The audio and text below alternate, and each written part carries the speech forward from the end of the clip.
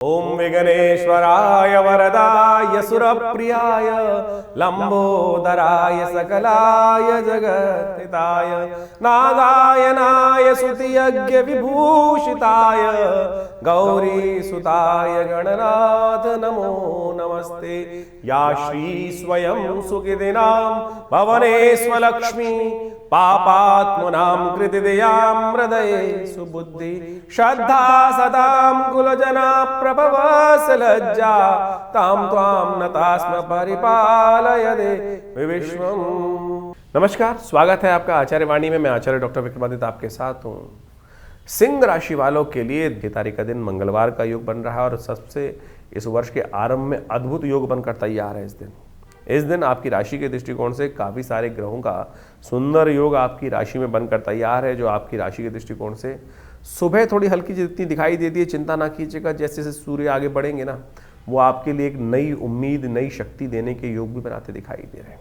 इस दिन खास तौर पर पंचांग को समझने की आवश्यकता है। दिल्ली के पंचांग के अनुसार से तृतीया और चतुर्थी का योग है। तृतीया उदय तिथि है और कुछ ही क्षणों में चतुर्थी व्याप्त हो जाएगी और अगले दिन सूर्योदय से पहले समाप्त हो जाएगी। मंगलवार चतुर्थी का योग, माघ का महीना, अंगारक चतुर्थी का योग, सुंदर योग बना है। मंगल आपको पता है इन दिनों कमजोर अवस्था में चल रहे हैं और मंगल आपकी राशि के दृष्टिकोण से है भी बहुत महत्वपूर्ण। भाग्य के मालिक हैं और साथ साथ सुख के मालिक हैं, उनको ताकत देने की ज़रूरत है। अंगारक चतुर्थी में एक छोटा सा प्रयोग आपके समस्त कष्टों को दूर करने के लिए, मंगल की नेगेटिविटी को ठीक करने के लिए, यहाँ तक कि मांगलिक प्रभाव को भी ठीक करने के योग बनाता है। हमने विवेकानंद योगाश्रम में कुछ खास कार्यक्रम रखे हैं, उनको अच्छे समझकर सम्मिलित होइए और हनुमान जी की कृपा से आशीर्वाद प्राप्त हो गया ना तो कल्याण हो जाएगा। मंगल इन दिनों अस्त चल रहे हैं, इस बात समझें। और मंगल अष्ट चलने के कारण से क्या होता है कि मंगल की शक्ति कुंडली में कई प्रकार की स्थिति को नेगेटिव उत्पन्न कर देती है और चीज़ों को फेवर में नहीं आने देती है।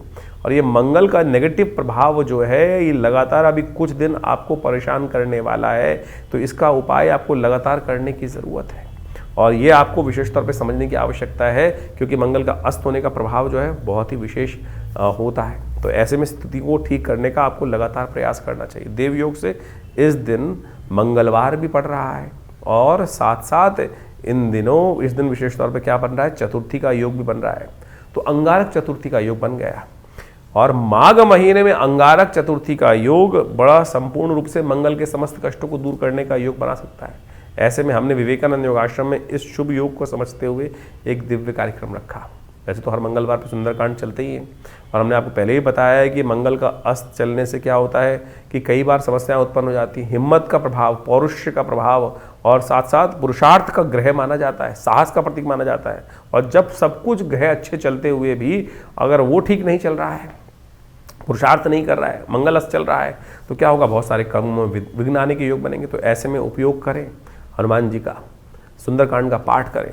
हमने लगातार प्रयास किया कि जब तक ये मंगल अस्त रहे तो हम लगातार लोगों को साथ जोड़कर सुंदरकांड का पाठ करें, हनुमान जी का यज्ञ करें और साथ साथ मंगल ग्रह शांति महायज्ञ रखें। तो उसी श्रृंखला में 6 तारीख को विवेकानंद योगाश्रम में एक दिव्य कार्यक्रम रखा गया है, जिसमें सुंदरकांड का पाठ भी रहेगा और साथ साथ वर्ष का पहला मंगलवार पड़ रहा है। समस्त कष्टों को दूर करने के लिए मंगलमय भगवान की प्रार्थना, हनुमान जी की प्रार्थना इस संसार में कहा गया ना। और हनुमान चालीसा में तुलसी बाबा ने लिखा है, और देवता चित्त न धरहि हनुमत से ही सर्व सुख करहि। तो इसलिए इस मंगलवार पर भी आप सुंदर रूप से हमारे आश्रम में होने वाले कार्यक्रम यज्ञ में सम्मिलित हो सकते हैं, सुंदरकांड के पाठ में सम्मिलित हो सकते हैं। आप सबके प्रयास से सुंदर कार्यक्रम रहेगा, सुंदरकांड का पाठ रहेगा, हनुमान जी का स्तवन रहेगा और बहुत सारे कार्यक्रम और भी चलेंगे। तो उन सब में सवा मनी का भोग रहेगा, भंडारा रहेगा।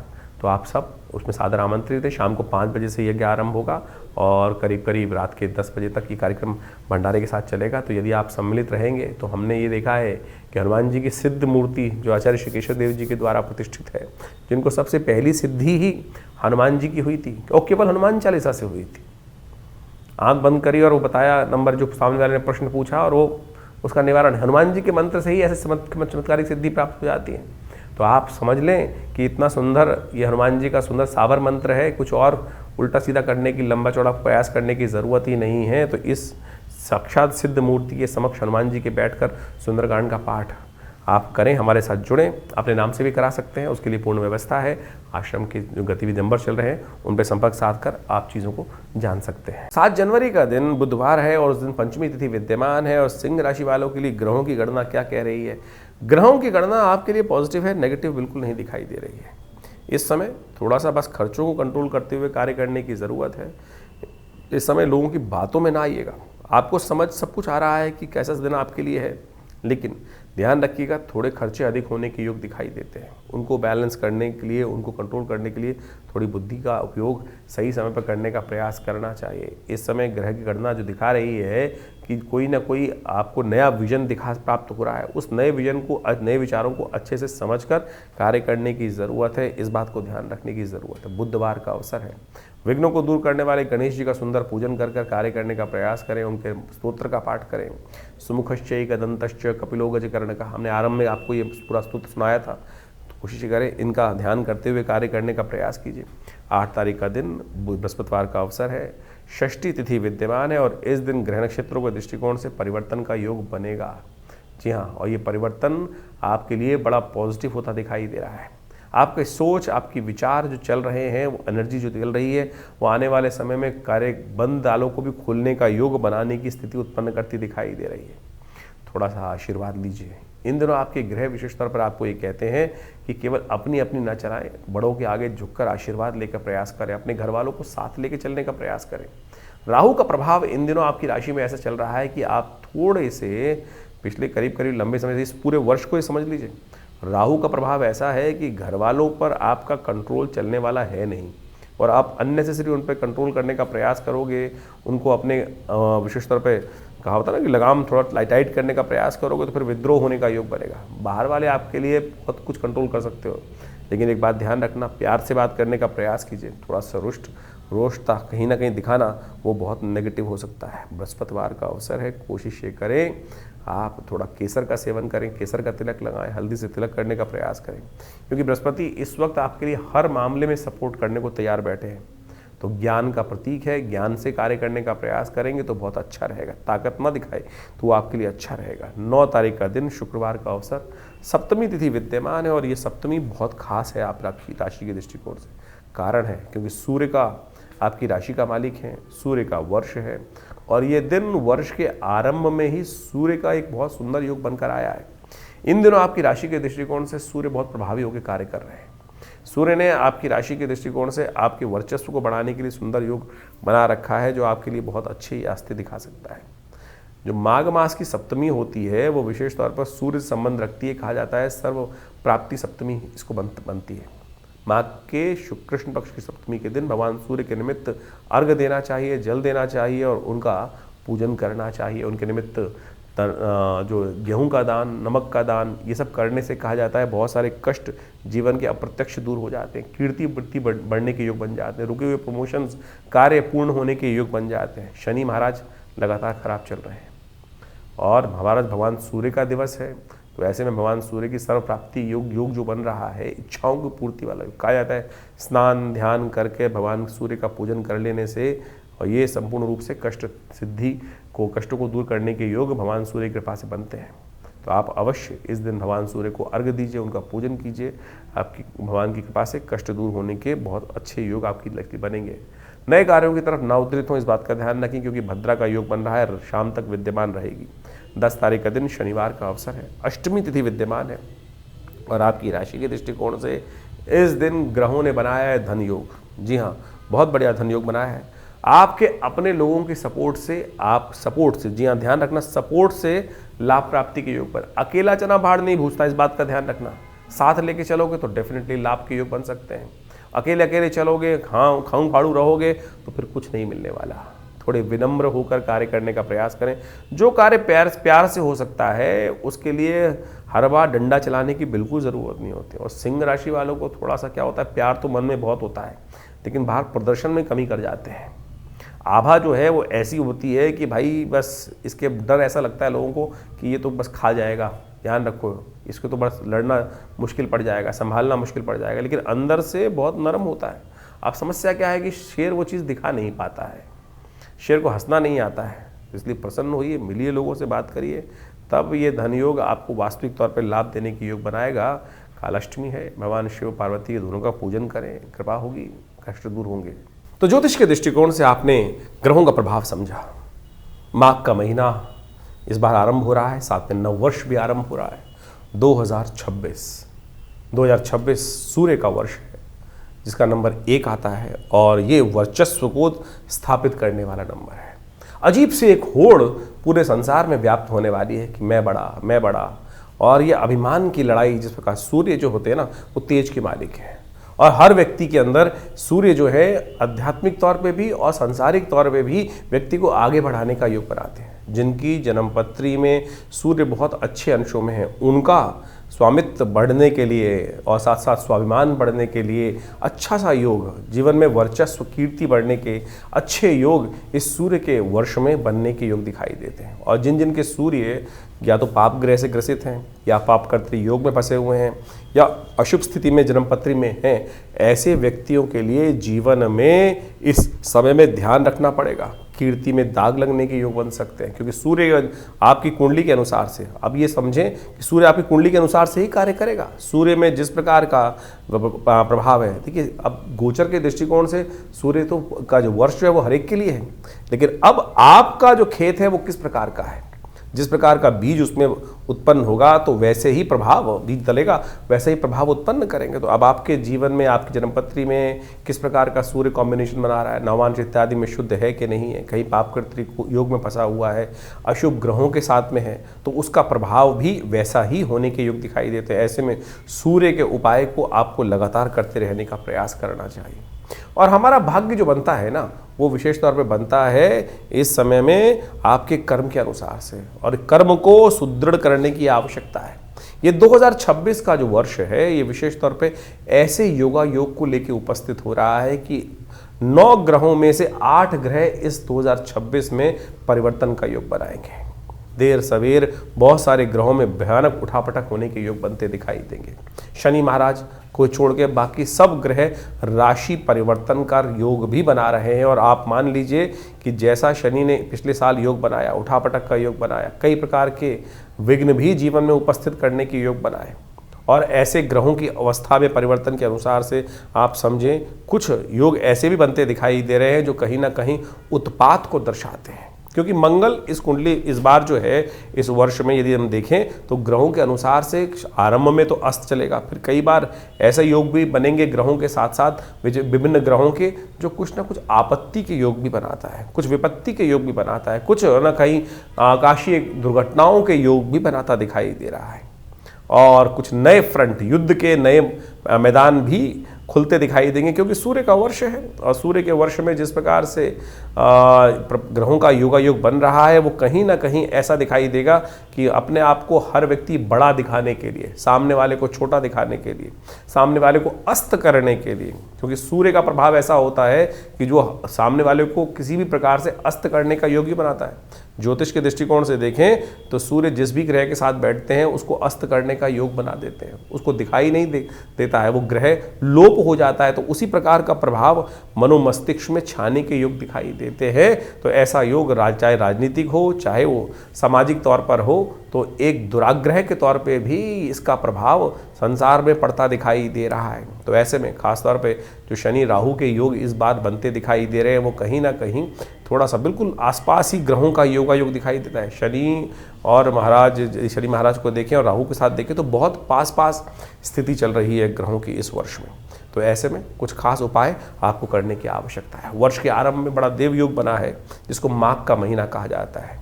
शास्त्र में एक मंत्र आया है, काशीवासी निवासी च काल भैरव पूजनम प्रयागे माघमासी च बिल्वपत्रम शिवार्पणम। ये जो माघ का महीना है, माघ का स्नान जो है वो अपने आप में एक बहुत सुंदर रूप से शास्त्र में वर्णित किया गया है। इसीलिए भारतीय संस्कृति में माघ के महीने में मेला लगता है, गंगा स्नान का पुण्य बनाता है, भगवान शंकर का विशेष पूजन करने का योग बनता है। और कहा जाता है कि ऐसे में भगवान शंकर को यदि बिल्वपत्र अर्पित कर दें, काशीवासी निवासी च काल भैरव पूजनम प्रयागे माघ मासे च बिल्वपत्रम शिवार्पणम अखंडैव बिल्वपत्र च, एक बिल्वपत्र भी यदि भगवान को सुंदर रूप से हम अर्पित कर दें इस माघ के महीने में, और नित्यपति यदि योग बना लें भगवान को सुंदर स्नान कराने के बाद, क्योंकि शास्त्र कहता है भावी मेट सके त्रिपुरारी, इन संसार में जो समस्त कष्ट हैं वो भगवान शंकर की प्रार्थना से ही दूर होते हैं।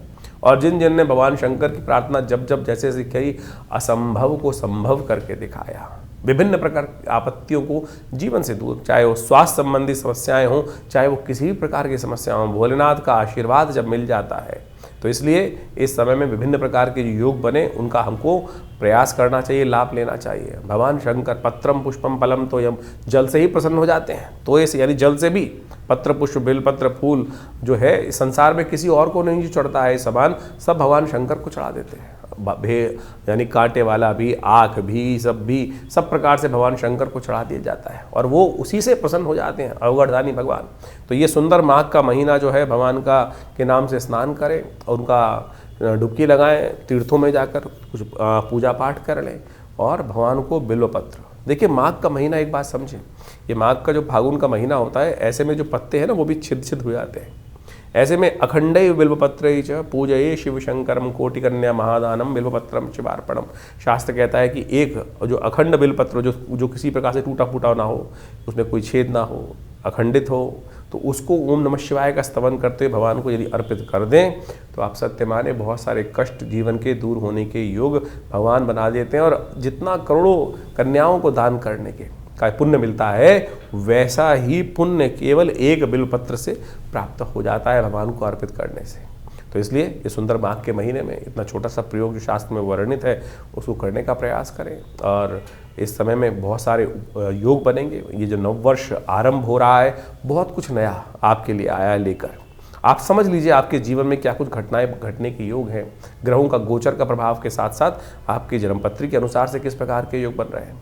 कई बार हमारे बहुत सारे प्रश्न आते हैं लोगों के और उस प्रश्नों को हम लिख के भी भेजते हैं, जवाब भी भिजवाते हैं कि अब गोचर में हमने आपका जन्मपत्र जो राशि के अनुसार से, योग के अनुसार से, नक्षत्रों के अनुसार से आपके प्रभाव को समझा और बताया किस प्रकार का प्रभाव है। बहुत सारे लोग कहते हैं कि ये नहीं घट रहा है, तो आपको समझना पड़ेगा क्यों नहीं घट रहा है। कहीं आपकी दशाएं तो फर्क नहीं है, कुछ ना कुछ दशाओं में कुछ दिक्कत आ रही हो, जन्मपत्री में कुछ मूलभूत कारण हो, कब आपका भाग्य जागने लिखा है, कब आपके जीवन, हम लगे जा रहे हैं जीवन में, मेहनत करे जा रहे हैं लेकिन भाग्य नहीं जाग रहा है। कारण क्या है? समय कब आने वाला है? वो समय कब आएगा जो हमारे मानसिक तौर पर हमको संतुष्टि देने का योग बनाएगा। और वो ज्योतिष के दृष्टिकोण से, ज्योतिष के ज्ञान से, ज्योतिष जिसको कहा जाता है ना वो दिव्य ज्ञान, वो रोशनी देने वाला ज्ञान, वो रास्ता निर्द्वंद भाव से रोशनी प्रकाश को देने वाला ज्ञान जो है, वो प्रकाश जो है वो देने वाला जो ज्ञान है ना, प्रकाश नेत्रों से, ज्योतिष वेद के अंदर कहा गया है कि ज्योतिष संज्ञा नेत्र की है। तो इस बात को हम समझें तो दिव्य ज्योति जो है वो ज्योतिषी है, जो विज्ञान जो है जो आपको दिखा सकता है कि भाई कौन सा रास्ता अंधकार को जो प्रकाश के अंदर परिवर्तन करने का, अज्ञान से ज्ञान यानी भविष्य को ज्ञान का जो प्रकाश है वो भी दिखा दे, तो वो ज्योतिष विज्ञान है। उसकी सहस्त्रों शाखाएं हम गोचर के माध्यम से, बहुत सारे और के माध्यम से आप सबके समक्ष उन सब गणनाओं को इसके माध्यम से अपने इस आचार्यवाणी चैनल के माध्यम से रखते हैं, बताते हैं और उनको समझना चाहिए। और जो जो जीवन में घटनाएं हैं उनका पूर्वाभास भी सही होता है। पिछले वर्ष हमने बहुत सारी घटनाओं के बारे में आपको ज्योतिष की दृष्टिकोण से जो बनता है, समय समय पर घटने वाली घटनाएं, वो बिल्कुल उसी प्रकार से आपके समक्ष रखी और बहुत सारे लोगों के प्रश्नों का निदान भी हमने इस कार्यक्रम के माध्यम से देने का प्रयास किया। आप भी अपने प्रश्नों को हमें भेज सकते हैं, व्हाट्सएप के माध्यम से भेज सकते हैं, खुद आके विवेकानंद योगाश्रम में मिल सकते हैं। बहुत सारे कार्यक्रम हर महीने आश्रम पे चलते ही हैं और उन सब कार्यक्रमों में भी आप जुड़ सकते हैं। हम सब एक बात समझे, कभी विभिन्न ग्रहों के उपायों के चक्कर में फंसते हैं कि भैया उपाय ऐसा कर ले, वैसा कर ले। उपाय सीधा साधा भगवान का स्मरण ही है, भगवान का भजन ही है और उसमें केवल आपके विश्वास और श्रद्धा और समर्पण की आवश्यकता है, समय के समर्पण की आवश्यकता है। हम लगे हैं जन्म पर कुछ सिर्फ अंगूठियां पहनने में, कुछ टोटके कर लेने पे, ये टोटका कर ले, वो टोटका कर ले। सीधा सीधा भगवान का भजन करिए, ना हींग लगे ना फिटकरी रंग चौका हो। तो आप जो विभिन्न कार्यक्रम के बारे में हम आपको समय समय पर हर रोज़ आपके राशिफल के अनुसार से बताते रहते हैं, पौराणिक ज्योतिष को आपके समक्ष लाने का प्रयास करते हैं। ज्योतिष एक ऐसा विषय है जो विशेष तौर पर पुराण के अनुसार से शास्त्रों में बहुत सुंदर तरीके से विद्यमान बताया गया है और उसमें उनके जो निदान हैं, टेस्टिमनीज हैं कि क्या किया, किसके जीवन में कैसा कष्ट आया, तो उनका वर्णन जो है हमारे पुराणों में मिलता है, हमारी कथाओं में मिलता है और उन कथाओं से ही क्या होता है कि आप जब पंचांग देखेंगे तो हर रोज़ कोई ना कोई व्रत आता है, हर व्रत की कोई ना कोई कथा है, वो किसी ना किसी पुराण में लिखी हुई है। वो कथा है क्या? वो कथा जो है वो सत्य कथन है कि उसके जीवन में कैसे कष्ट आया, उसने कौन सा व्रत किया, चाहे चतुर्थी का, चाहे एकादशी का, चाहे पूर्णिमा का, चाहे अमावस्या का, जो जो शास्त्र में वर्णित चीज़ें हैं उनको व्यक्ति ने कैसे कर कर ठीक किया। लाखों वर्षों से उन सब अनुभवों का जो निष्कर्ष दिया गया है वो पुराणों में दिया गया है। हम उसी को माध्यम से, वैदिक ज्योतिष के माध्यम से, उन पौराणिक कथाओं के माध्यम से, उन पौराणिक उपायों के माध्यम से आपके समक्ष हर रोज़ की गणनाओं को बताते हैं। तो इनको केवल कथा मत समझें। कथा के समझ में चक्कर में फंसोगे ना तो विडंबना उत्पन्न होगी आपके जीवन में। ये 2026 बहुत कुछ नया करने आया है। ये समय को यूटिलाइज करने का प्रयास करें। बड़े भाग्य मानुष तन पावा, सोते सोते निकल जाएगा नहीं तो समय। तुरंत समझिए क्या होने वाला है आपके भविष्य में। ज्योतिष के माध्यम से आप समझ सकते हैं और सही दिशा पकड़ सकते हैं। सही दिशा पकड़ लोगे, सही रास्ता पकड़ लोगे तो तुरंत अपने उस लक्ष्य तक पहुंच जाओगे। नहीं तो पृथ्वी गोल है, कोई लंबा रास्ता लेगा, कोई छोटा रास्ता लेगा। अनुभव के माध्यम से, गुरु के सानिध्य में रहकर हमको छोटा रास्ता पता चल जाता है, नहीं तो बहुत लंबा पहुंचोगे तो सही लक्ष्य में। आप समझें कि आप पृथ्वी गोल है, हमको इधर चलना शुरू किया, हम इधर से रास्ता छोटा था तो हम यहीं से यहीं छोटे रास्ते पहुंच जाएंगे। नहीं तो पूरा लंबा घूमकर जिंदगी लगाकर फिर उस लक्ष्य में। लक्ष्य हमारे बिल्कुल पड़ोस में बैठा था लेकिन हम उसको भटकते भटकते कहाँ से कहाँ भटकते रहे। तो इसलिए ज्योतिष के माध्यम से, जो अनादिकाल से हमारे समस्त जितने शास्त्रों के माध्यम से लोगों ने, बुद्धिमान लोगों ने उसका सहारा लिया है, तो आप भी ज्योतिष के माध्यम से हमारे इस संस्थान से जुड़ें। मैं आचार्य डॉक्टर विक्रमादित्य आप सबको नववर्ष की हार्दिक शुभकामना देता हूं। और ये वर्ष आपके लिए कुछ नया करने के लिए जैसे उद्धृत हो रहा है, न्यूमरोलॉजी के हिसाब से सूर्य का वर्ष है। आप सबके जीवन में सूर्य के समान प्रकाश का सुंदर योग बने और संसार पर आपका वर्चस्व स्थापित हो, ऐसा भगवान की तरफ से आप सबको आशीर्वाद। धन्यवाद, नमस्कार।